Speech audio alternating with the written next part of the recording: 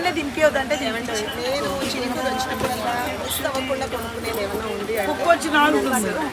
లక్కీగా నాకు తెలిసిన అమ్మాయి దగ్గరే కొంటున్నాను. అది ఇంకా మంచి విషయం అనమాట. మల్బరీస్ ఇచ్చే అమ్మ ఎలా ఎలా ఇది ఇచ్చారు 100 grams. ఇది మామిడికాయ తింటావా? అసలు నువ్వు తింటాను అంటే నువ్వు ఏ ఉద్దేశంతో అడుగుతున్నావు అనేదాన్ని. గొంతు 1 వీక్ నుంచి గొంతు పోయింది. మన ఫాలోవర్స్ చూస్తున్నారు. ఈ ఆవండి మా మమ్మీని అదే ఆల్రెడీ ఇందాక చెప్పాను. మా అంకుల్ వాళ్ళ అమ్మాయి బాగుంది, వాళ్ళకి అలవడం కానీ అంత స్వీట్ ఉండదు. చిన్నప్పుడు తీసుకొచ్చాడు ఒకసారి. అయితే ఇది ఒకటి కూడా కానీ వాళ్ళ పండు వచ్చేలాగా లేదు, రేపు పండు వచ్చేలాగా న్యూస్ పేపర్ స్మెల్ వస్తుందా మనకి పండి? న్యూస్ పేపర్ చుట్టూ పెట్టేస్తే పండు వేరే పండు వచ్చేస్తుంది. న్యూస్ పేపర్ చుట్టూ బాక్స్ కన్ఫామ్గా పండు.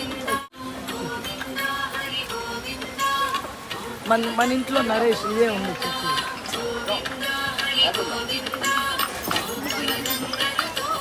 రోజు ఏం కొనుక్కున్నాను తెలుసా?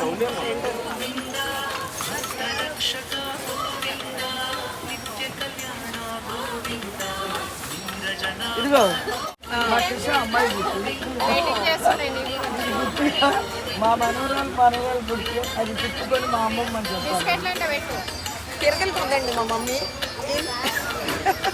ఇది చాలా ఫోర్స్గా తిప్పి ఊడిపోయి చేతికి వచ్చేలా ఉంది, కానీ బాగుంది క్యూట్గా. నైస్. ఎంత ఇదిగో ఈ కూడా డబ్బులు తీసుకోవాలా? నాన్నకి ఇస్తా, అన్ని కలిపి నాన్నకైనా ఇస్తా. నెక్స్ట్ టైం వచ్చినప్పుడు పర్లేదు ఇప్పుడైతే వాటర్ మళ్ళీ ఇంకా కొంచెం ఎక్కువ ఇచ్చేస్తాను. ఇంటికి రా వచ్చినప్పుడు స్వీట్ ఆఫర్ అండి. నేను ఇందాక నాకు జ్యూస్ ఆఫర్ చేస్తే నేను పే చేస్తానని, లేదు మేడం మీరు తీసుకోవాల్సిందే అని ఫ్రీగా ఇచ్చింది fruits. Thank you so much.